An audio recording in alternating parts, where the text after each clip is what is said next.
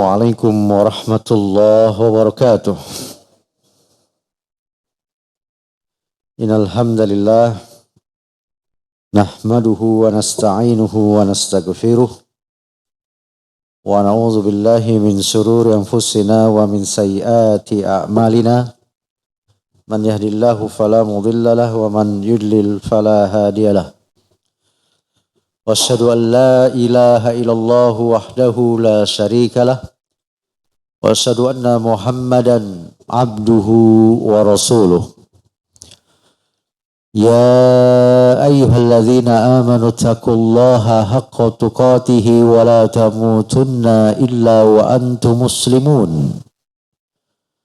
Wahai orang yang beriman, bertakwalah kalian kepada Allah dengan sebenar-benar takwa, dan janganlah kalian mati kecuali dalam keadaan beriman, dalam keadaan mentauhidkan Allah, dalam keadaan beribadah hanya kepada Allah dengan ikhlas dan sesuai dengan sunnah Rasulullah sallallahu alaihi wasallam. Amma ba'du fa inna khairal hadisi kitabullah. Sesungguhnya sebaik-baik perkataan adalah kitabullah, kalamullah, wahyu Allah, firman Allah. Wa khairal hadi hadi Muhammadin sallallahu alaihi wa alihi wasallam. Dan sebaik-baik petunjuk adalah petunjuk Nabi kita Muhammad sallallahu alaihi wa alihi wasallam. Ini yang kita kenal dengan al-hadis atau as-sunnah. Wa syarrul umuri muhdatsatuha, kata Nabi kita. Sesungguhnya seburuk-buruk perkara adalah perkara yang baru dalam agama, dalam akidah, dalam ibadah, dalam syariat, dalam amal soleh.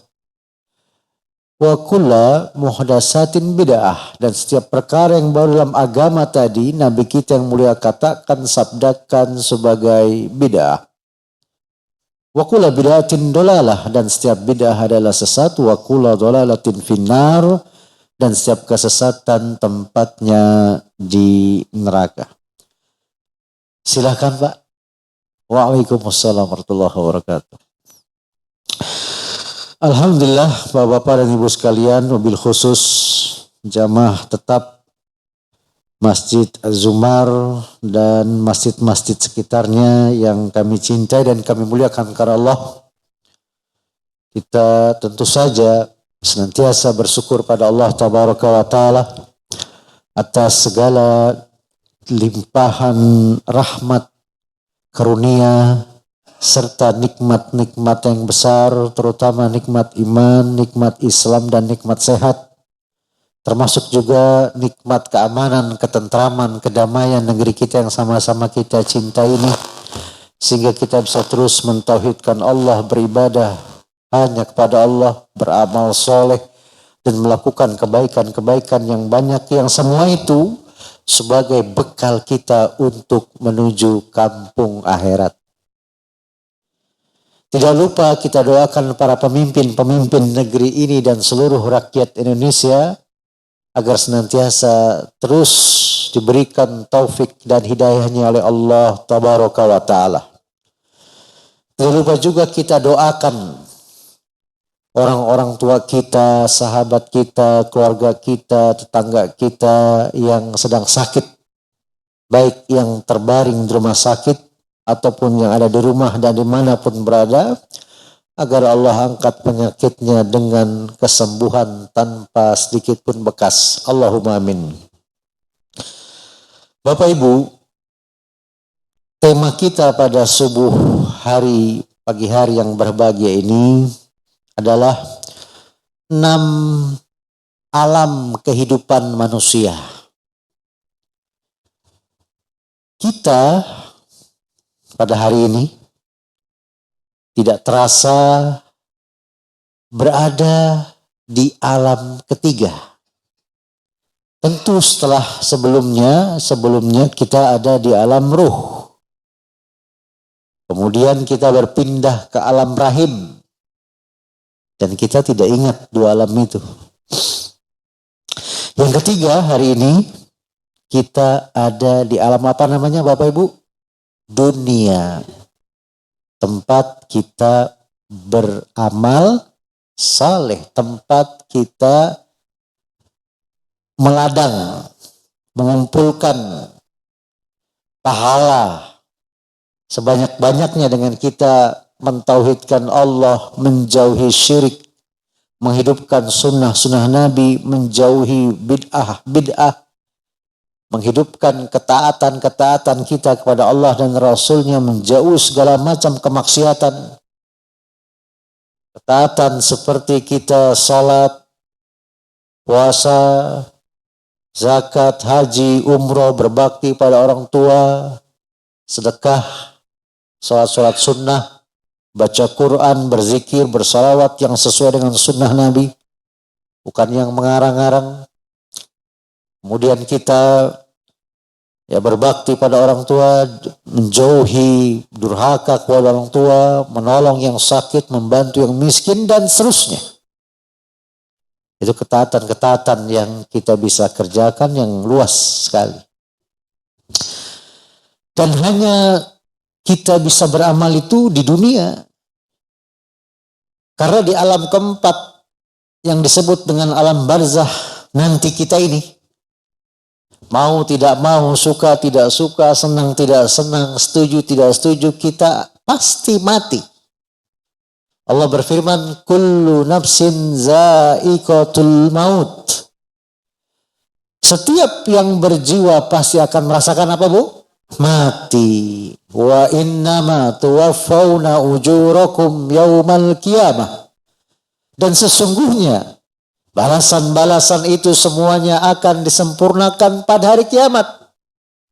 Faman zuhziha anin nar wa udhilal jannata faqad faz. Dan barang siapa dijauhkan dari neraka, dimasukkan dalam surga, sungguh dia telah beruntung. Wa mal hayatud dunya illa mata'ul ghurur. Adalah kesenangan yang menipu, yang memperdayakan. Bapak Ibu sekalian, tadi dikatakan, bahkan itu menjadi keyakinan salah satu akidah kita ahlu sunnah wal jamaah, kita bisa beramal di alam yang mana, Bu? Dunia. Kapan itu? Sekarang ini. Nanti kita memasuki pintu gerbang akhirat yang namanya al-maut, kematian itu. Masuk kita alam barzah, bisa tidak kita beramal, Bapak Ibu? Kata siapa? Bisa tidak? Jawabannya tidak bisa, benar. Ya, betul, Bu. Nggak bisa. Nggak bisa kita berdoa, apalagi mau sholat, zakat, puasa, haji, apalagi. Tidak bisa. Itu alam keempat ya Bapak Ibu ya. Alam kelima, nanti Allah hancurkan bumi kiamat, dibikin bumi yang baru yang namanya padang mahsyar. Yang kita di situ tidak berpakaian, tidak pakai sendal, tidak berkhitan, dan masing-masing kita memikirkan kita ini gimana nasib kita itu di sana, selamat atau tidak. Nanti di sana ada yaumul mizan, yaumul hisab. Bahkan setiap kita nanti akan lewat jembatan yang namanya as-sirat, yang lebih halus dari rambut. Adapun riwayat katanya seperti selai rambut di belah 7, hadisnya palsu itu. Yang benar lebih halus dari rambut dalam hadis sahih. Lebih tajam dari pedang, licin, menggelincirkan, gelap, di atas kanan kirinya ada kail yang menyambar-nyambar, di bawahnya neraka. Ada yang lari secepat kilat, secepat angin, secepat pelari maraton yang paling cepat, jalan cepat, jalan sedang, jalan pelan, terseok-seok. Ada yang harus jatuh dulu ke neraka kalau dia beriman sementara di neraka. Di ujung jembatan itu ada jembatan lagi, jembatan kedua, jembatan terakhir yang namanya Qantoroh, Al-Qantoroh. Ya, Qantoroh ini jembatan menuju neraka yang di situ dihilangkan kedengkian, iri, dengki kaum muslimin yang akan masuk surga. Nanti masuk surga nggak ada lagi iri, dengki, ya. Dan itulah, itu kan alam kelima ya Pak. Alam keenam, imma kita masuk surga, Allahumma amin, imma kita masuk neraka, na'udzubillah.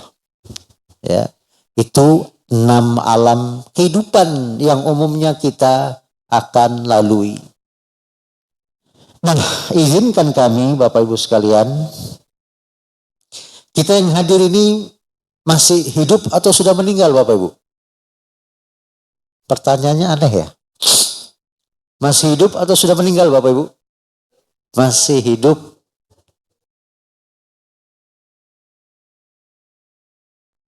Ya. Sebelum kita meninggal, ada sebuah hadis yang panjang diceritakan oleh seorang sahabat Ansor yang mulia. Sahabat yang bernama Barra bin Ajib radhiyallahu anhu. Ketika ikut rombongan pengiring jenazah salah satu sahabat Ansor yang meninggal, ingin dikuburkan. Ingin diapakan Bu? Kuburkan. Bersama Rasulullah SAW hadir, Rasulullah ikut mengiringi jenazah.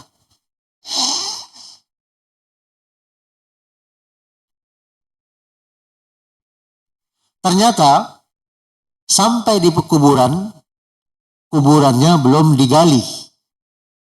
Ya zaman dulu begitu Bu ya kan, nggak ada telepon, nggak ada WA ya. Kalau kita kan gampang tinggal telepon ya Pak. Persiapkan, tolong Pak, gitu ya. Dan sampai sono karena belum digali, sambil nunggu digali, Nabi dan para sahabat yang mengiring jenazah duduk di atas tanah perkuburan itu, bukan di kuburannya ya, tapi di tanah, bukan di perkuburan di atas kubur, bukan.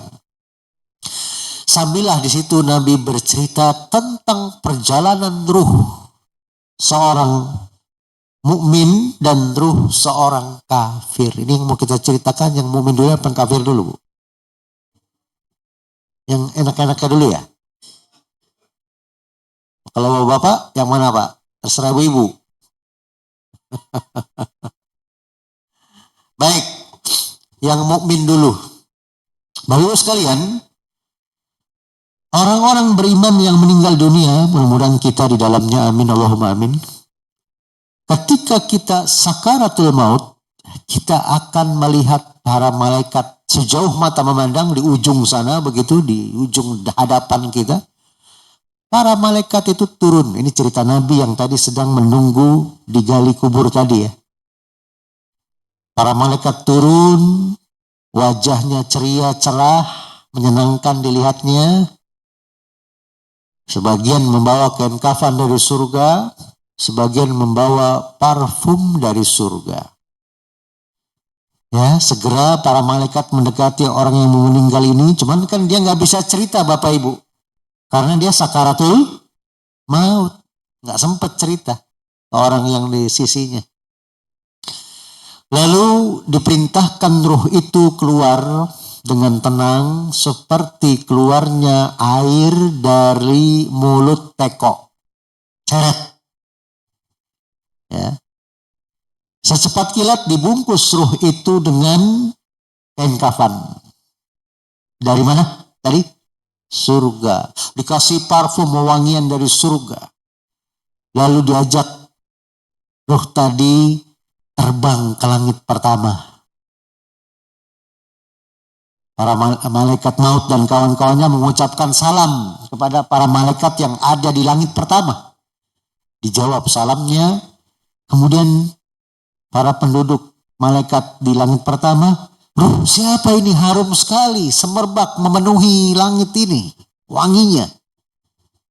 Dijelaskan oleh malaikat maut dan kawan-kawannya, oh ini roh orang yang mentauhidkan Allah, menjauhi syirik, menjauhi tahayul, khurafat, tatayur, tidak pernah datang ke dukun. kecuali dukun beranak dan dukun pijit. Itu boleh ya.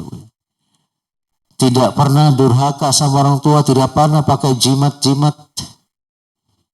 Oh, ini orang yang sholatnya bagus, sholat wajibnya, sunnahnya, yang puasanya, yang baca Qur'annya, yang berbakti pada orang tuanya, menutup auratnya, membantu yang miskin, menolong yang sakit, zakatnya, infaknya, sedekahnya. Dijelasin tuh kebaikan-kebaikannya. Lalu dibukakan pintu-pintu langit itu pertama, masuk rombongan tadi, roh orang beriman beserta para malaikat tadi. Sampai ke langit kedua, terjadinya sama begitu juga. Mengucapkan salam, dijawab salamnya, ditanya, roh siapa yang wangi sekali? Dijelaskan lagi. Terus sampai langit ketiga begitu, keempat begitu, kelima begitu, keenam begitu, ketujuh begitu. Nih kita percepat ya kisahnya. Hadisnya panjang. Sampai langit ketujuh Allah berfirman, simpanlah amalan-amalan solehnya di Iliyin.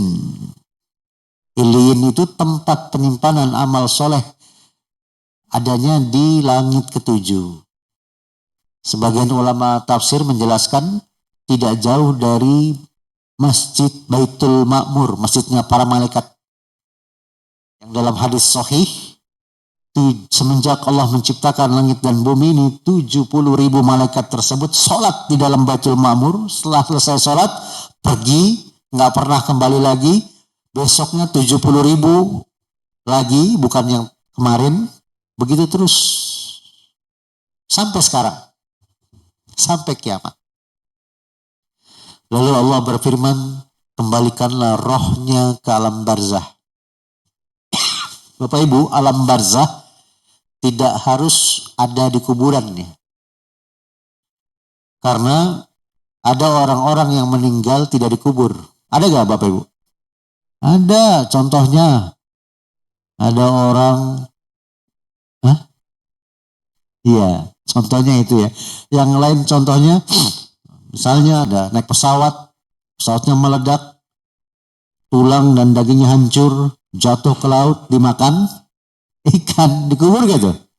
Enggak, di perut ikan. Adapun nanti kalau jadi kotoran ke dasar laut, tidak dikubur. Atau dimakan hewan lagi, buas, nggak dikubur. Maka alam barzah itu alam gaib, Pak. Nggak bisa dilihat, didengar manusia, nggak bisa. Kata Nabi SAW, seluruh makhluk bisa mendengar suara orang diazab kubur kecuali manusia dan jin. Dalam riwayat yang lain, seandainya manusia dan jin mendengar orang diazab kubur, niscaya mereka semua pingsan. Dalam riwayat yang lain, niscaya mereka orang-orang yang kafir beriman. Maka nggak bisa. Hewan tidak mengerti itu. Dengar pun nggak mengerti. Malaikat dengar. Ya. Bapak Ibu sekalian, berbicara azab dan nikmat kubur dalam hadis Bara' bin Azib ini ya. Setelah sampai di alam barzah, datang dua malaikat. Siapa Bapak Ibu namanya? Munkar dan Nakir. Bapak Ibu hati-hati ya, ada pemahaman-pemahaman yang lagi viral di media sosial. Ada orang yang mengaku-ngaku bisa marahin, ngusir malaikat Munkar Nakir. Bahkan ngaku-ngaku bisa video call dengan malaikat maut. Ngaku-ngaku bisa bahasa malaikat, bisa bahasa semut, cacing, belatung, bebek, ayam, sapi, ikan, dan seterusnya. Ini jelas-jelas para ulama kita sudah mengingatkan, hati-hati, ini ODGJ. Ya, negeri kita itu makin gila dianggap wali, hati-hati Bapak Ibu jangan ikut-ikutan. Ya, wali-wali dalam Al-Quran itu orang-orang yang beriman, yang bertakwa. Mana wali nggak sholat? Ya, ini perlu kita hati-hati, jaga diri dan keluarga kita dari berbagai macam aliran-aliran dan paham-paham yang sesat dan menyesatkan. Baik, nah, Munkar Nakir bertanya, pertanyaannya Bapak Ibu sudah tahu, ini sering disampaikan para ustadz, man rabbuka, wa man nabiyuka, wa ma dinuka. Pertanyaan, 3 pertanyaan itu. Adapun pertanyaan wa man imamuka, wa ma kitabuka, itu riwayat dari orang-orang Syiah. Ya. Nah, orang beriman mudah menjawabnya. Allah, Rasulullah, agama Islam, mudah. Tapi kan pertanyaan itu berkaitan dengan konsekuensi kita, keistiqomahan kita menjalankan agama di dunia, waktu di dunia. Bukan pertanyaan jawaban hafalan ya. Kemudian, karena bisa menjawab, ya, muncul suara dari langit, bukalah pintu surga dan hadapkan ke alam barzahnya. Lalu diberikan sofa, diberikan permadani, tempat tidur dari surga, fasilitas dari sebagian surga diberikan dia, sehingga dia melihat indahnya surga, nikmatnya surga, harumnya surga, sejuknya surga, dia rasakan itu. Dan itulah yang disebut dengan nikmat kubur. Lalu datang seorang yang berwajah tampan, berpakaian sangat bagus, wangi, mengucapkan salam, dijawab salamnya sama orang beriman yang di alam barzah ini, engkau siapa? Aku adalah amal solehmu waktu di dunia. Kata orang beriman ini apa Pak? Karena tiap hari melihat surga, dia tahu akan masuk surga, dia berdoa di depan amal soleh itu, ya Allah, percepatlah hari kiamat wahai Allah. Kenapa Pak? Karena dia sudah enggak sabar, pengen masuk, karena surga sudah di depan mata. Apa kata amal soleh ini? Sudahlah, diam engkau, itu urusan Rabbmu.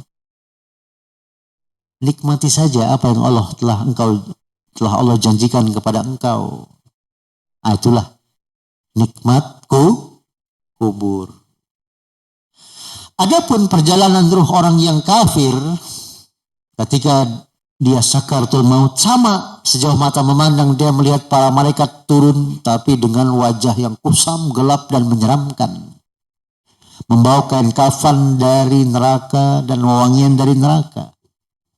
Lalu segera dihampiri, ya, kemudian dengan kasar ruh itu dicabut oleh malaikat maut, lalu segera dibungkus dengan kain kafan dari neraka dan dikasih wangian dari neraka, diajak terbang ke langit pertama.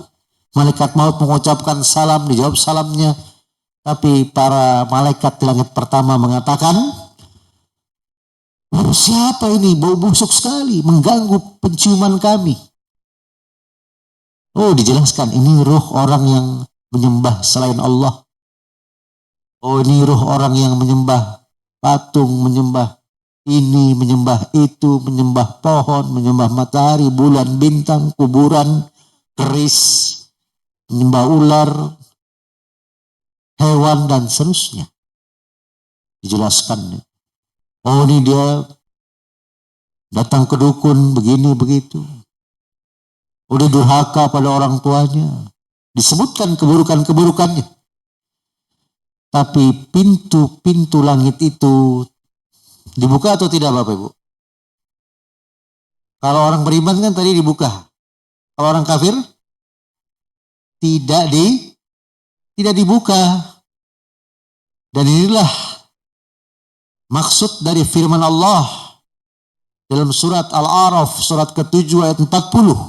Bapak Ibu bisa lihat, Allah berfirman, Innal ladzina kazzabu bi ayatina wastakbaru anha la tufattahu lahum abwabus sama wa la yadkhulunal jannata hatta yalijal jamalu fis samil hiyat. Wa kadzalika nazil mujrimin. Sesungguhnya orang-orang yang mendustakan ayat-ayat kami dan menyombongkan diri terhadapnya. Ini yang matinya kafir, matinya syirik, musyrik, murtad. Tidak beragama Islam meninggalnya. Tidak akan dibukakan pintu-pintu langit bagi mereka. Nah itu dia. Jadi maksudnya rohnya nggak bisa masuk ke langit pertama. Dan mereka tidak akan masuk surga sebelum onta masuk ke dalam lubang jarum. Maksudnya tidak mungkinnya mereka masuk surga. Mereka tidak mungkin masuk surga seperti tidak mungkinnya onta masuk lubang jarum. Demikianlah kami memberi balasan kepada orang-orang yang berbuat jahat. Gak bisa masuk seperti orang beriman tadi, Pak. Tertahan. Ya, pertegas dalam surat Al-A'raf surat ke-7 ayat 40. Lalu berfirman, apa kata Allah? Simpanlah amalan-amalan buruknya itu di sijjin, tempat penyimpanan amal yang buruk di lapisan bumi paling bawah. Sijjin itu di lapisan bumi paling bawah. Beda kalau amal soleh di mana tadi? Illiyin. Paling ke atas tuh, langit ke-7. Kan di atas langit ke-7 itu, ya Bapak Ibu, ada surga dan neraka. Di atasnya lagi ada samudra yang luas. Di atasnya lagi ada arsy-Nya Allah. Dalam hadis sahih, arsy-Nya Allah itu dipikul oleh 8 malaikat. Yang satu malaikat besarnya, kata Nabi telah diizinkan bercerita tentang sesosok malaikat yang memikul arsy Allah, yang kalau ada burung hinggap di pundaknya, malaikat tersebut terbang ke telinganya. Bayangkan ya, dari pundak ke telinga. Kalau kita kan setengah jengkal Bapak Ibu ya, itu butuh waktu 700 tahun perjalanan terbang cepat. Dalam hadis Bukhari, Muslim dan lain-lain. Ya, satu malaikat. Bagaimana dengan arsy-Nya Allah? Di atas arsy-Nya Allah ada kursinya Allah. Dalam ayat kursi itu, wasi'a kursius samawati wal ard itu Pak ya. Di atas kursinya Allah ada Allah. Di atas Allah nggak ada apa-apa Pak. Karena Allah yang maha tinggi. Makhluk-makhluk yang kami sebutkan tadi di bawah Allah, kursinya Allah, arsy-Nya Allah, malaikat-malaikatnya Allah, samudra yang luas, surga neraka, langit ke-7 sampai pertama, planet-planet galaksi, itu semuanya membutuhkan Allah, bergantung pada Allah. Allah nggak membutuhkan kursi, nggak membutuhkan arsy. Ya. Nah, kemudian setelah disimpan amalan buruknya di sijjin, Bapak Ibu, kata Allah, kembalikanlah rohnya ke alam barzah itu. Lalu datang 2 malaikat Mungkar Nakir bertanya, dia tidak bisa menjawab, dia hanya mengatakan, saya tidak tahu. Lalu dipukul dengan alat pukul yang besar, menghancurkan tulang dan dagingnya. Begitu terus sesuai dengan perintah Allah. Lalu ya, dibukakan pintu neraka, dihadapkan ke alam barzahnya. Diberikan fasilitas sebagian dari neraka itu. Kemudian datang orang yang berwajah buruk, bertampang sangat mengerikan, berbau busuk, compang-camping. Lalu ditanya, engkau siapa? Aku adalah amal burukmu semasa di dunia. Ya, lalu apa doanya orang ini? Ya Allah, tundalah hari kiamat ya Allah. Kata amal buruk ini, diamlah engkau, itu urusan Rabbmu. Ya sudahlah, nikmati saja apa yang telah Allah janjikan kepada engkau. Nah, dia kenapa berdoa kiamat supaya ditunda Pak? Karena neraka sudah depan mata. Dan begitulah perjalanan ruh itu Pak. Ya, Nabi cerita itu sambil galian kubur itu selesai. Dari sini dan dari banyak ayat, ya ayatnya sering mungkin disampaikan oleh para ustadz di masjid ini ya. Bapak Ibu bisa lihat surat Al-Mu'minun surat 23 ayat 99 sampai 100. Ini sering disampaikan. Allah berfirman ya tentang penyesalan orang-orang yang matinya kafir, matinya musyrik, matinya murtad, matinya non-Islam, matinya munafik yang asli, yang i'tiqadi, ya, zohirnya senang dengan Islam, tapi pikiran hatinya benci Islam, itu munafik yang asli itu. Dia senang kalau kaum muslimin dibantai, itu munafik yang asli itu. Ya, mati kita seperti itu Pak. Yang ada nanti di akhirat penyesalan dan kita merengek memohon kepada Allah minta dihidupkan kembali ke dunia untuk serius beramal soleh. Kita lihat dalam surat Al-Mu'minun ayat 99 sampai 23 Allah berfirman, hatta idza jaa ahadahumul mautu qala rabbirji'un. Sehingga apabila datang kematian kepada salah seorang di antara mereka, mereka berkata, mereka berdoa, ya Rabbi, ya Tuhanku, kembalikanlah aku ke dunia. Untuk apa kembali ke dunia? Ayat 100-nya Allah berfirman, la'alli a'malu salihan fima tarak. Agar aku berbuat amal soleh terhadap amal yang pernah aku tinggalkan di mana? Dunia. Dia mau sungguh-sungguh, mau serius, tapi udah mati gimana? Maka Allah berfirman, kalla, sekali-kali tidak bisa. Innaha kalimatun huwa qailuha. Sesungguhnya itulah ucapan yang diucapkan kamu saja. Yaitu gak bisa direalisasikan, gak bisa diwujudkan, gak bisa diijabah. Kenapa? Wa min waraihim barzahun ila yaumi yub'atsun. Karena sesungguhnya di hadapan mereka ada alam barzah sampai mereka dibangkitkan. Dari ayat ini dan hadis yang panjang tadi dari sahabat yang mulia Bara' bin Azib yang mendengar cerita Rasulullah tadi, Bu, Bapak Ibu, para ulama menjelaskan bahwasanya tidak benar ya keyakinan di sebagian kita, masyarakat kita, ya alhamdulillah tidak semua, yang meyakini katanya ada roh gentayangan. Yang meyakini katanya orang yang meninggal bisa masuk ke tubuh orang yang hidup kesurupan. Atau dia menjadi roh penasaran. Atau ada keyakinan di masyarakat pada malam pertama kematian, ketiga, 7, 40, 100, 1000 haulnya rohnya datang. Ini keyakinan sisa-sisa ajaran agama sebelum datang Islam di Indonesia. Ya, rohnya seperti tadi, perjalanan roh tadi. Nggak ada misalnya roh keluar lalu rohnya ngeliat tubuhnya sedih banget, ngajak ngobrol orang nggak ada yang nyambung, megang barang nembus. Itu sih film. Apalagi orang kesurupan roh, orang yang meninggal dibunuh, dimutilasi, lalu curhat, lalu direkam, dipercaya. Itu tidak benar.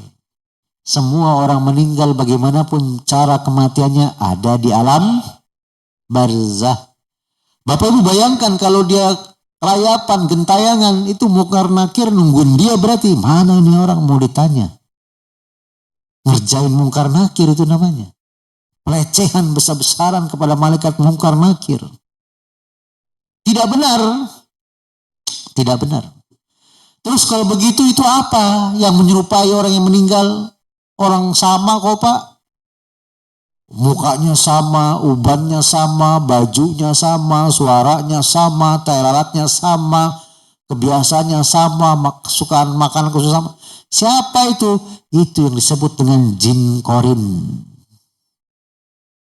Bapak Ibu, dalam hadis Sahih Bukhari Muslim, Nabi kita Muhammad SAW 15 abad yang lampau telah menceritakan bahwasanya setiap bayi yang lahir itu diiringi dengan 2 korin. Korin itu mendamping. Korin pertama dari malaikat yang membisikkan kebaikan-kebaikan, korin kedua dari jin yang membisikkan keburukan-keburukan. Nah, ini terus berada di sisi kita Bapak Ibu sampai kita dewasa, sampai kita meninggal dunia. Nah, inilah yang sering menyerupai kita. Jin apa? Korin. Dia tahu detail dan spesifikasi orang yang meninggal, tahu. Orang dari bayi dia tahu. Sehingga manusia banyak yang tertipu. Ya, ada yang mensyaratkan sembelih kepala kerbau, kambing lah, ayam hitam yang ada bulu putihnya satu. Sediain kopi lah, anulah.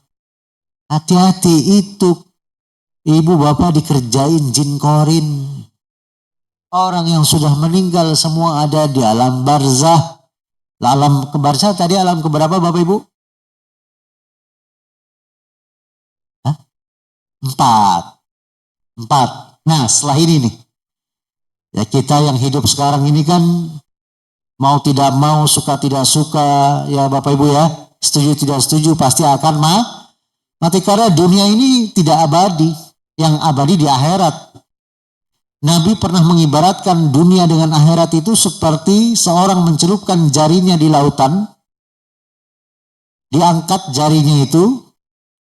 Sisa-sisa air yang nempel di jari itu dunia. Adapun akhirat yang lautan itu. Nabi SAW juga pernah Bapak Ibu berjalan bersama para sahabat di pasar.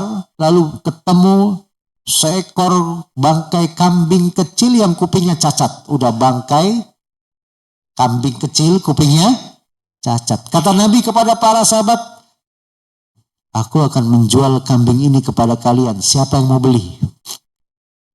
Kata para sahabat, wahai Rasulullah, jangankan beli, kami dikasih gratis saja. Tidak mau. Kata Nabi apa? Benar. Oleh karena itulah sesungguhnya kata Nabi, dunia ini lebih rendah daripada bangkai kambing ini. Dunia lebih rendah daripada bangkai. Dan oleh karena itu Ali bin Abi Thalib pun mengulang-ulang kepada keluarganya, para sahabatnya, pada rakyatnya khususnya ketika menjadi khalifah terakhir. Apa kata Ali bin Abi Thalib? Sesungguhnya kehidupan ini terbagi dua. Ada kehidupan dunia, ada kehidupan akhirat. Masing-masing memiliki pengikut, ada pengikut-pengikut dunia, ada pengikut akhirat. Jadilah kalian pengikut akhirat dan jangan kalian menjadi pengikut dunia. Karena sesungguhnya hari ini waktunya kita beramal tanpa hisab. Ya kan Bu ya, Bapak? Di dunia kita waktunya beramal tanpa hisab. Besok di akhirat waktunya hisab tanpa amal. Nabi juga pernah menjelaskan ketika jenazah kita diiringi saudara kita, keluarga kita ke kuburan Pak, itu kan yang mengiringi 3 perkara. Ada keluarga, ada harta, ada amal. Keluarga dan harta setelah penguburan pulang. Yang tinggal amal. Nah, oleh karena itu Bapak Ibu sekalian, kita benar-benar harus bersungguh-sungguh di sisa-sisa hidup kita. Dikatakan sisa hidup kita tidak berlaku kepada yang sudah sepuh. Semuanya. Khususnya yang sudah balik. Ya. Karena yang namanya kematian tidak mengenal usia. Betul gak Bapak Ibu? Iya, berapa banyak cucu Bapak Ibu meninggal duluan ada. Anaknya duluan banyak. Yang lebih muda duluan enggak sedikit, banyak. Ya. Oleh karena itu Bapak Ibu sekalian, tentu kita semua berharap Allah wafatkan kita dalam keadaan husnul khotimah, dijauhkan dari su'ul khotimah, dijauhkan dari siksa kubur, diberikan nikmat kubur, dijauhkan dari siksa api neraka, dimasukkan ke dalam jannatul firdaus. Bapak Ibu, di surga, jadi kalau ada pertanyaan, siapa yang mau masuk surga? Semuanya ya Bapak Ibu jawabannya ya. Siapa yang masuk neraka? Gak ada yang mau. Tapi kalau pertanyaannya begini, siapkah kita mati ya setelah pulang dari pengajian ini? Umumnya jawabannya belum siap. Kenapa belum siap? Juga umumnya menjawab, dosa saya masih banyak, amal saya sedikit. Kan gitu Bapak Ibu ya? Iya. Nah, mumpung kita masih hidup. Bapak Ibu, dengan kita dibangunkan tadi sebelum subuh saja itu kata para ulama, itu sebuah karunia yang besar. Berarti Allah masih kasih kesempatan untuk kita. Untuk apa? beramal soleh. Untuk apa lagi? Bertaubat. Agar dosa-dosa kita bersih sebelum kita masuk surga. Karena masuk surga itu dosanya harus dibersihkan dulu. Dalam surat Ali Imran itu, surat ketiga ayat 133, Allah sebelum perintahkan kita meraih surga, Allah perintahkan kita mencari ampunan Allah dulu. Wasari'u ila maghfiratin min rabbikum wa jannatin arduhas samawati wal ard uiddat lil muttaqin. Dan bersegeralah kalian kepada ampunan Allah dan kepada surga yang luasnya seluas langit dan bumi yang Allah sediakan bagi orang-orang yang bertakwa. Tuh lihat, Allah perintahkan kita mencari ampunan Allah dulu, baru Allah perintahkan kita meraih, menggapai, mendapatkan surga. Karena logikanya Bu, nggak mungkin kita masuk surga sebelum dosa-dosanya diampuni. Oleh karenanya Bapak Ibu sekalian, di surga nanti, ini sedikit cerita surga Bapak Ibu ya. Kalau mau ceritain bisa seharian. Di surga itu Bapak Ibu, Allah berikan rahmat atau kenikmatan full 100%. Berapa persen Bu? 100%. Jadi kalau ada orang yang mengatakan kalau kita mau nggak bingung nanti kalau udah di surga, ya betul itu. Karena di surga adanya tuh kebahagiaan, kenikmatan, kelezatan, keamanan, keselamatan, kekayaan. Ya. Di surga itu Bapak Ibu sekalian 100%. Bahkan kita diberi kekuatan sehari itu 100 kali hubungan suami istri di surga nanti. Bapak Ibu di surga nggak ada itu yang namanya nenek-nenek kakek-kakek. Jangan sedih ya, wah berarti nenek kakek nggak masuk surga. Bukan. Maksudnya nanti akan dimudahkan. Kata Nabi SAW, penduduk surga itu usianya cuma 4 usia. Pertama 30, 31, 32, 33. Nggak ada yang 29, nggak ada yang 34, nggak ada. Muda terus, strong terus. Di surga kita bisa ke pasar surga tiap Jumat. Aturannya begitu di surga. Bapak Ibu di surga tingginya nanti setinggi Nabi Adam. Nabi juga menjelaskan dalam hadis sahih. Tinggi Nabi Adam berapa Pak? Bu? Ibu jangan jawab, nggak tahu Pak, belum pernah ketemu. 60 hasta. Satu hasta tuh segini. Kurang lebih 30 meter. 30 meter itu kurang lebihnya ya 10 kali ini. Ya. Dari lantai ke situ kan 3 meter ya Pak? Lebih? Hah? 4 meter ya? Iya, 30 meter. Ya, bapak-bapaknya setampan Nabi Adam, ibu-ibunya secantik istri Nabi Adam, Hawa. Bapak Ibu, di surga, Bapak Ibu bisa minta doa apapun pada Allah selama tidak bertentangan dengan syariat. Emang ada yang bertentangan syariat? Contoh, Bapak Ibu berdoa di surga jadi nabi, nggak bakal dikabulin. Karena kenabian sudah selesai. Apalagi nekat, ya Allah jadikanlah aku Allah, atau nekat. Nggak mungkin. Ya. Bapak Ibu di surga nanti bisa berkumpul-kumpul dengan keluarga, dengan tetangga, dengan teman-teman lama. Kalau sama-sama masuk surga. Bisa cerita-cerita masa-masa pengalaman-pengalaman di dunia. Bapak Ibu dengan anak, cucu, cicit, nenek, kakek kenal nanti seumur. Ya, soal apakah surga sudah ada penghuninya, neraka sudah ada penghuninya? Jawabannya belum. Tapi surga nerakanya sudah ada. Ya, begitu Bapak Ibu sekalian. Ini yang kami sampaikan, mudah-mudahan bermanfaat ya Bapak Ibu sekalian ya. Tadi ada berapa alam yang akan kita lalui tadi? 6. Pertama apa Bapak Ibu? Ruh. Kedua, rahim. 3, dunia. 4,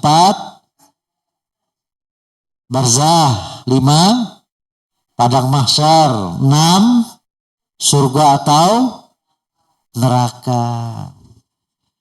Maka dari penjelasan tadi Bu, nggak ada itu yang disebut dengan reinkarnasi, itu dari agama lain ya, bukan agama kita. Jadi Bapak Ibu jangan percaya, setiap kita pasti dalam barzah, nggak kemana-mana. Yang nggak bisa tadi gentayangan, nggak bisa berubah jadi sundal bolong lah, jadi apa lagi tadi? Suster ngesot, ada lagi istilah macam-macam lah itu. Tidak benar. Itu semua tadi apa? Jin korin. Jadi Bapak Ibu kalau saya ketemu kakek saya sudah meninggal di Mekah, ini jin korin. Saya ketemu orang itu di kelurahan Duren Sawit, tapi kata yang teman, enggak, pada jam segitu hari itu dia ada di sana. Itu salah satunya jin korin yang menyamar, persis sama, nggak ada perubahan, nggak ada perbedaan. Ya, barangkali itu mudah-mudahan bermanfaat. Ini kita kasih waktu untuk berdiskusi, bersoal jawab. Kalau ada kami persilahkan. Wallahu a'lam. Ya, silakan Bu.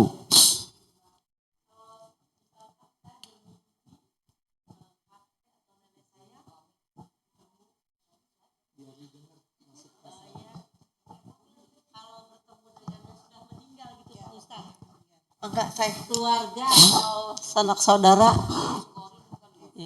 Itu apa termasuk korin tadi? Ya. Ya, dalam mimpi maksudnya. Baik. Terima kasih. Ibu, pertanyaan bagus sekali. Barakallahu fikum. Semoga Allah berkahi ibu dan keluarga dan memanjangkan umur ibu dan kita semuanya, diistiqomahkan di atas Islam dan sunnah sampai Allah wafatkan kita semuanya. Amin ya Rabbal. Bisakah, benarkah seorang yang bermimpi dalam mimpinya ketemu orang yang sudah meninggal gitu Bu ya? Iya betul. Sebagian ulama menjelaskan bisa, ya bisa, itu lagi-lagi gangguan jin korin. Ya, karena Allah, mudah saja bagi Allah mempertemukan. Ya. Tapi ingat, kadang-kadang, ini contohnya ya, kelakuan jin korin itu menyuruh orang yang mimpi itu yang enggak, itu nggak usah diturutin. Ya. Jadi bisa benar, bisa tidak. Bahkan nanti ada ruh-ruh orang yang meninggal itu dalam hadis yang panjang. Ya kapan waktu, kalau ada waktu kita bacakan hadisnya. Itu para ruh saling bertemu. Tapi tidak tadi ya, gentayangan, orang masuk ke tubuh orang kesurupan, reinkarnasi, bukan itu Pak. Saling ngobrol. Orang yang sudah sebelumnya lama meninggal, bertanya kepada orang yang baru meninggal. Ya, gimana si fulan itu? Dia sehat, dia masih istiqomah di atas Islam. Nah itu dia, ditanya kabar orang yang masih hidup kepada orang yang baru meninggal. Pertemuan antar ruh dalam hadis-hadis sahih ada itu. Nanti kapan waktu kita bacakan. Jadi jawabannya bisa benar, bisa tidak. Sama pertanyaannya, saya mimpi ketemu Nabi, bisa benar, bisa tidak. Makanya apa, kalau ada orang mimpi ketemu Nabi, ada dua hal yang ditanya. Gimana ciri-ciri Nabi yang dalam mimpi itu? Ya, kalau kita jawab, yang saya lihat Nabi kumisnya tebal, nggak ada jenggotnya. Wah itu salah, tuh Saddam Hussein. Nabi itu jenggotnya yang tebal, kumisnya tipis. Ya, gimana tubuhnya? Gemuk. Itu Saddam Hussein Bapak Ibu, bukan Nabi. Nabi tidak gemuk, Nabi sedang. Tidak gemuk, tidak kurus. Tinggi apa pendek? Tinggi banget. Nabi juga tidak tinggi banget. Nabi tidak pendek, tidak tinggi banget. Tahu dari mana Bapak Ibu? Dari kitab yang ditulis oleh Al-Imam At-Tirmidzi Asy-Syama'il Muhammadiyah. Kitab Asy-Syama'il Muhammadiyah sudah terjemah, kami lihat, bagus sekali. Itu bicara tentang ciri-ciri fisik Nabi secara detail. Yang diceritakan oleh istri-istri Nabi dan sahabat-sahabat dekat Nabi. Jadi ada orang mimpi ketemu Nabi, kita cocokkan dengan kitab Syama'il Muhammadiyah karya Imam Tirmidzi. Sudah ditakhrij oleh para ahli hadis ya, kitab itu bagus sekali. Nah, jadi jawabannya tadi sekali lagi bisa benar, bisa tidak benar. Wallahu a'lam. Ada lagi? Terima kasih Pak Ustadz. Wa iyakum Bu, sama-sama. Ada Pak? Oh iya Pak. Pak Umar ya. Ya. Ya. Terus ada itu kalau nggak salah riwayatnya setelah hari kiamat kan dibangkitkan. Ya. Semua. Itu yang dibangkitkan itu rohnya atau termasuk sama jasadnya. Karena sebagian orang iman katanya itu sama jasadnya. Itu bagaimana Ustaz? Di hari berbangkit. Iya. Ya. Itu dari kuburnya. Kalau dari sama jasad maknanya kan dari kuburnya. Ya. Baik, dalam hadis-hadis yang sahih, barakallahu fikum, pertanyaan bagus sekali. Manusia dibangkitkan mulai dari tulang ekornya. Para peneliti sudah menjelaskan juga Pak. Tubuh manusia yang susah nggak bisa hancur itu tulang ekor. Dari tulang ekor itu kemudian manusia ditumbuhkan kembali oleh Allah untuk bangkit nanti bersama jasad dan ruhnya di padang mahsyar. Telanjang, ya, tidak berpakaian maksudnya, belum dihitan, tidak beralas kaki. Dalam riwayat yang lain terendam dengan keringat.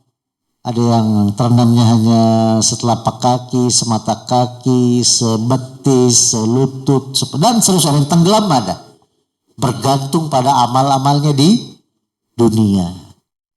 Ya, jadi jawabannya dibangkitkan jasad dan ruhnya.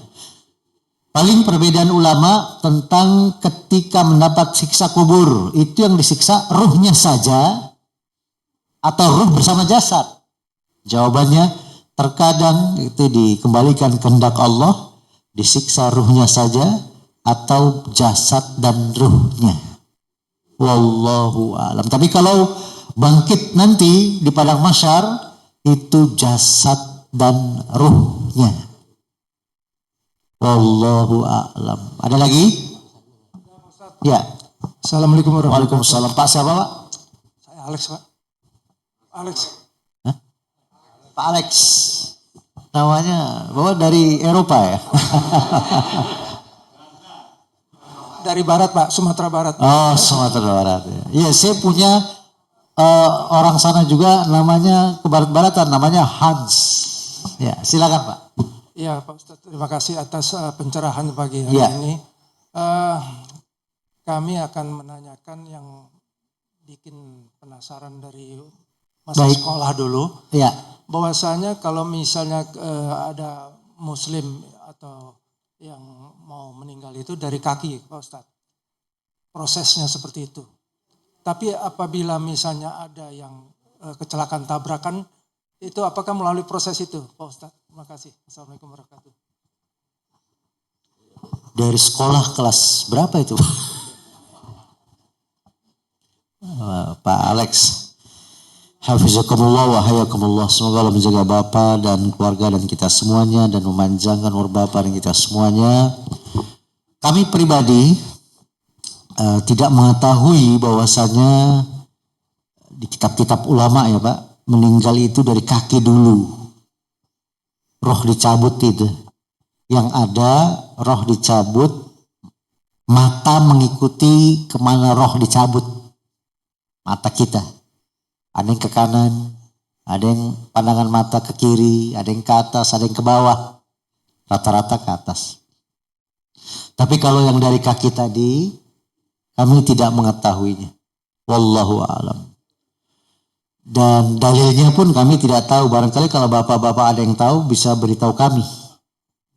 Karena kan kita dalam Islam wala takfu ma laisa laka bihi ilmun inna sama wal basara wal fuada kullu ulaika kana anhu mas'ula. Dan janganlah kalian mengikuti sesuatu tanpa ilmu. Karena sungguhnya pendengaran, penglihatan dan semuanya hati akan diminta pertanggungjawaban. Sama di medsos beredar tanda-tanda orang yang akan meninggal 40 hari sebelum meninggal. Kupingnya begini, hidungnya begini, matanya begitu, ini begitu. Itu tidak ada dalil. Barang itu hanya pengalaman-pengalaman sebagian orang saja kali ya. Ya. Paling ada firasat Pak, Bu. Firasat. Kadang ada orang yang nggak sengaja ngomong, alhamdulillah saya bisa istirahat panjang. Nggak tahu dia meninggal setelah itu. Hanya firasat itu pun dia nggak sadari. Ya, paling orang yang mendengar, lalu setelah meninggal dikaitkan. Begitu saja. Wallahu a'lam. Ada lagi Bapak Ibu silakan. Ya, ada?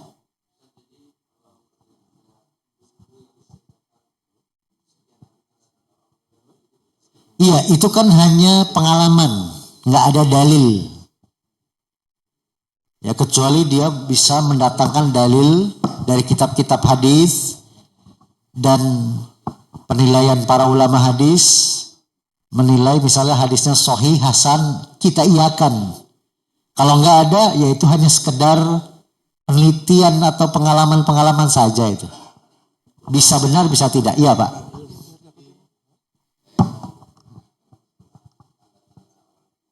Iya. Iya. Orang dicabut rohnya itu tidak dari kaki tapi mengikuti arah pandangannya. Ya. Gitu ya. Saya punya pengalaman menemani orang meninggal. Sakaratul maut ya. Sebelum meninggal walaupun kita talqin gitu, dia melihat ke kiri atas gitu sekian detik, habis itu padahal tadi dia terjam mata terus gitu. Meninggal dia ngeliat kiri ke atas sekian detik, habis itu dia balik lagi naruh, baru perlahan-lahan dia meninggal. Itu dia orang Islam. Itu ayah saya Ustaz. Iya. Nah itu jadi semua tanda-tanda orang menemui kematian itu atau apa yang terjadi pada saat itu, apakah menunjukkan husnul khotimah? Iya, husnul khotimah ataupun tingkat amalannya. Seperti hal gini, kita tahu bahwa seorang ulama besar di Jawa Barat sebagai ketua Majelis Ulama Indonesia pada itu Jawa Barat meninggal dalam satu kecelakaan yang parah sekali begitu, sehingga tewas di tempat. Ya. Terus tubuhnya sampai rusak tubuhnya. Iya seperti itu. Ya. Terus ada lagi kemarin beberapa waktu hari yang lalu saya menemui mengunjungi takziah untuk orang yang meninggal. Kenalan kami itu. Ya. Kami kenal orang yang baik, suka ngurus orang ya. gitu. Begitu saya mencatatkan, kan saya di depannya jenazah itu Ustaz. Itu wangi sekali Ustaz. Ya. Itu jadi salah satu seperti itu. Sedangkan ulama tadi seperti itu ya. Ya. Dan juga ada tanda-tanda orang seperti yang tadi. Ada yang non muslim itu saya tidak ceritakan bagaimana dia pada itu sulitnya dia meninggal. Nah, kalau tadi buku-buku menyatakan bahwa apa yang diceritakan bahwa sekian tandanya begini, sekian hari tandanya begini. Soalnya itu ada bukunya, Ustaz, saya pernah baca. Ini dari mana gitu. Saya justru mau tanya itu buku-buku seperti itu kenapa kok bisa beredar seperti itu. Nah itu yang ingin saya tanyakan Ustaz, tanda-tanda. Karena kalau misalnya ulama besar tadi yang saya kenal orangnya baik, terkenal baik gitu ya. Malah, meninggal dengan cara seperti itu. Tragis. Iya. Ada juga yang emang orang baik yang meninggalnya dengan wangi sekali Ustaz pada waktu kita sholat jenazah itu. Terima kasih Ustaz. Bagus, barakallahu fikum. Pertanyaan yang bagus sekali. Ini memang fenomena yang terjadi ya tentang berkaitan dengan apakah orang itu husnul khotimah atau su'ul khotimah. Karena tadi pengalaman Bapak ada kematian yang tragis seorang ulama, ya, dan seterusnya dan seterusnya. Dalam hadis-hadis yang banyak sekali, wabil khusus dalam kitab misalnya Hukmul Janais wa Bid'ah, hukum-hukum seputar jenazah dan bid'ah-bid'ah di seputarnya itu ada bab khusus puluhan tanda husnul khotimah. Ya, diantaranya ma'ruf, ya, Bapak Ibu tahu, dia sanggup mengucapkan la ilaha illallah. Ya, adapun sebagian orang menuntun hanya dengan Allah, Allah, Allah. Justru itu tidak ada dalilnya. Maksudnya tidak dicontoh Nabi, Abu Bakar, Umar, Utsman, Ali. Yang benar apa? La ilaha illallah. Satu. Tapi ada orang, bahkan ulama juga nggak sempat ngucapin itu karena dia koma, karena dia pingsan dan seterusnya, meninggal. Banyak tanda husnul khotimah lain, gak hanya itu. Bisa misalnya meninggal di malam atau hari Jumat. Bisa juga dahinya berkeringat. Dahinya berkeringat.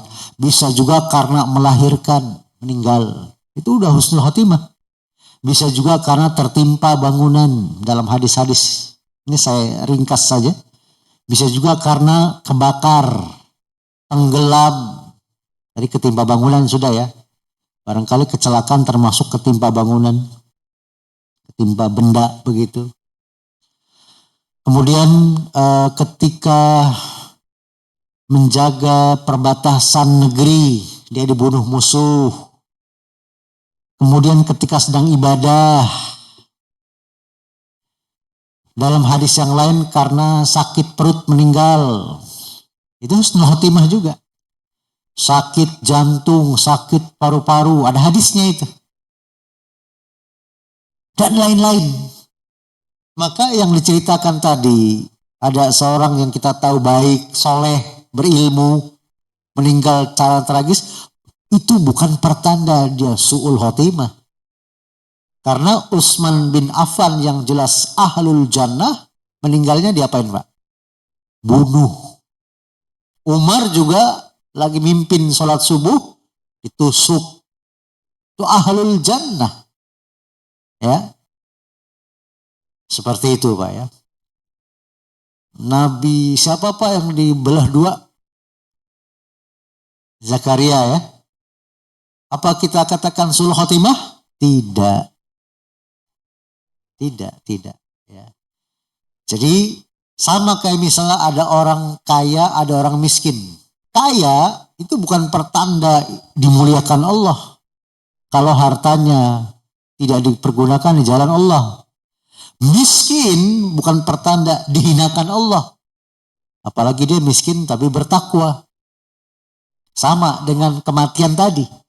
Ada yang matinya tenang, ada yang matinya tragis. Itu juga bukan pertanda su'ul atau husnul khotimah. Ya. Dan tentu saja semua itu berjalan dengan takdir Allah. Manusia hanya diperintah berusaha dan berdoa. Takdir rahasia Allah, gak ada yang tahu, Pak. Itulah kenapa, Pak, manusia gak dikasih tahu. Kamu pasti neraka, kamu pasti surga, gak dikasih tahu kan? Ada bocoran gak, Pak, dari Pak RT, Pak RW, Pak Lurah, Pak Camat? Nih, bagikan nih. Ya, ini nama-nama orang yang pasti neraka nih. Ini nama-nama orang. Bayangkan, Pak, ya, kalau kita tahu itu, Pak, orang yang tahu dirinya pasti neraka, itu gak berhenti berbuat kejahatan. Kenapa? Percuma saya berbuat baik, orang saya udah pasti neraka. Ya, Pak. Bahkan orang yang pasti surga, mungkin, Pak, ya, mayoritas gak mau dia beribadah. Kenapa? Orang sudah pasti surga, ngapain capek-capek sholat? Haji ini itu. Nah maka takdir itu rahasia Allah. Manusia hanya diperintah berusaha dan berdoa. Adapun kematian tanda-tanda tadi yang kita saksikan, kita hidup menyaksikan orang meninggal, itu juga bukan pertanda su'ul atau husnul khotimah kecuali dengan dalil. Kecuali dengan dalil. Dalil justru sebaliknya.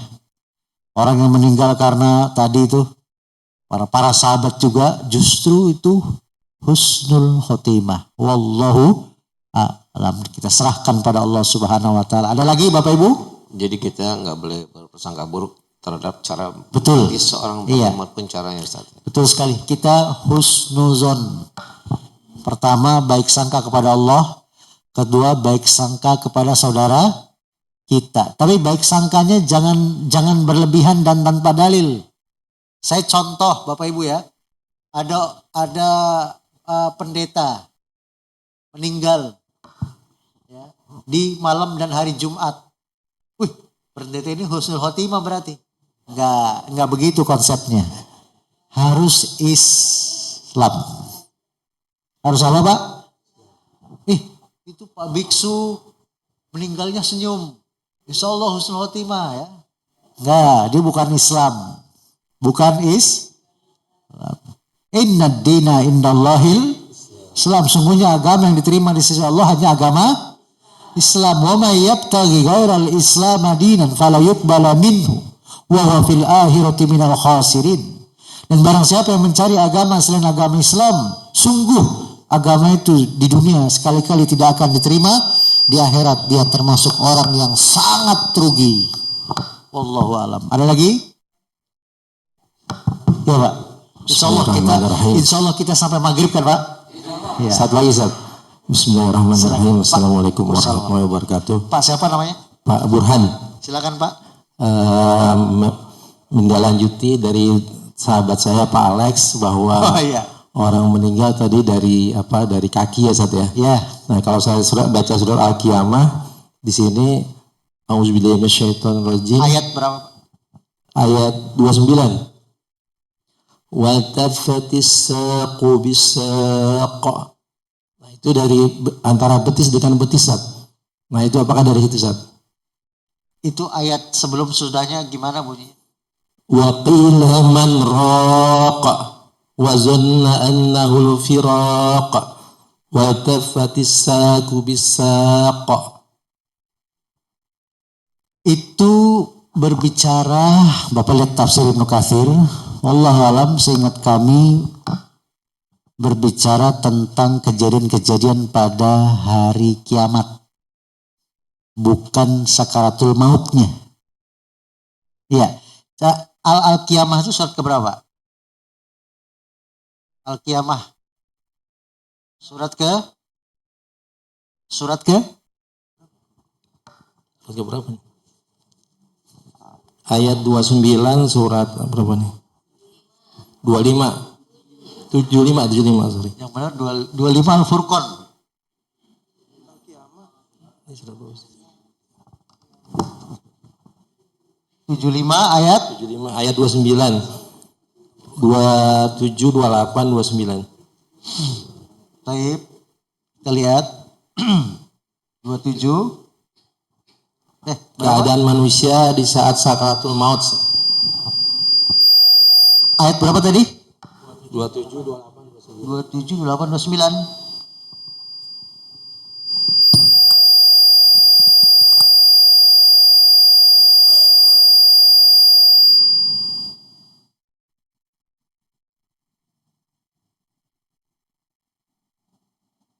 Ya. Nanti kita lihat di tafsir yang betis dengan betis tadi Pak ya. Iya. Betis dengan betis, apa tafsirnya nanti kita lihat.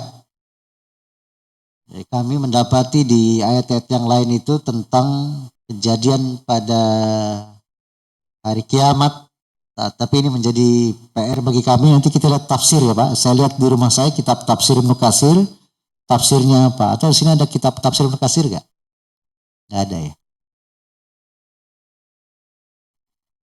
Ya, boleh dibacakan Pak? Apa maksudnya ya yang tadi Bapak bacakan itu? Yang wattafatisaku bisak itu ya. Dan bertaut betis kiri dengan betis kanan. Maksudnya bagaimana? Lihat tafsir.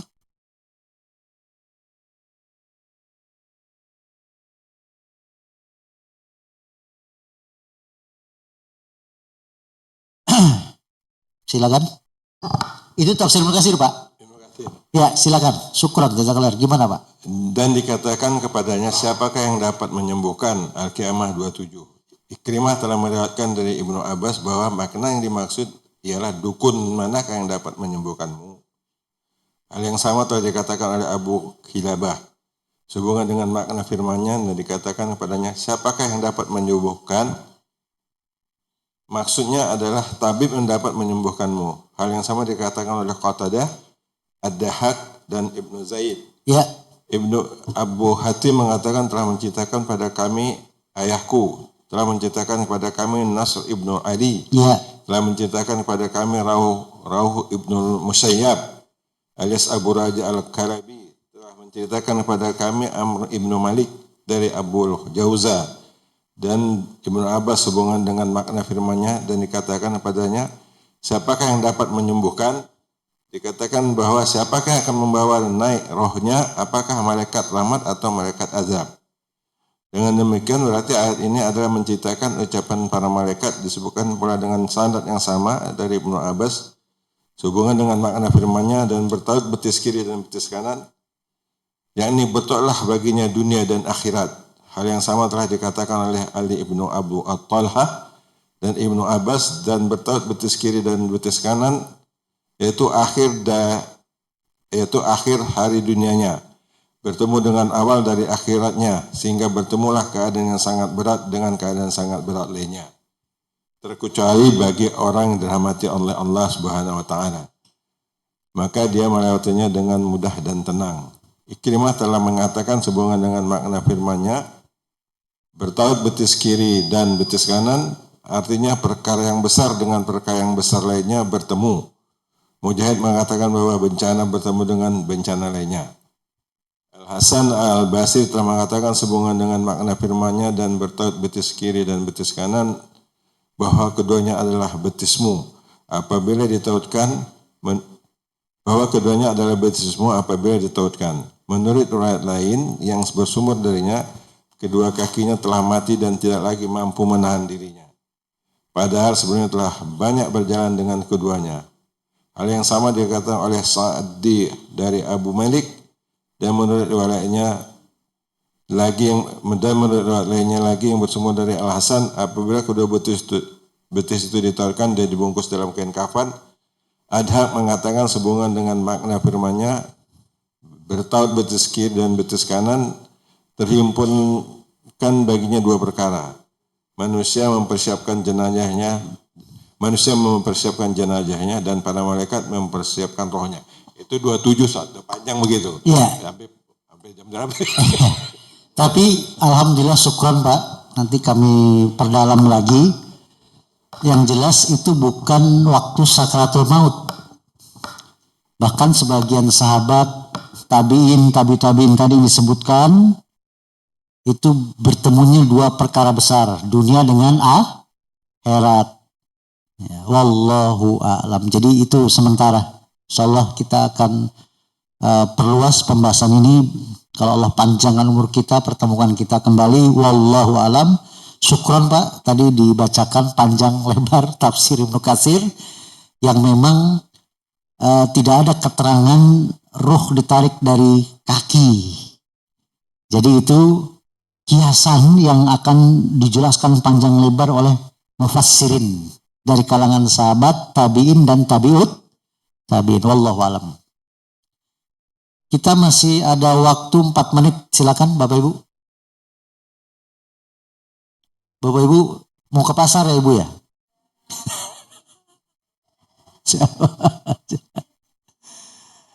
Ya mudah-mudahan bermanfaat. Barangkali ini yang bisa kita sampaikan. Yang benar tentu datangnya dari Allah dan Rasulnya. yang salah dari pribadi kami dan syaitan. Ibu sekalian, mudah-mudahan apa yang kita amalkan pada hari ini dan sebelum-sebelumnya menjadi pemberat timbangan di yaumil mizan. Amin Allahumma amin. Dan semoga kita diwafatkan dalam keadaan husnul khotimah.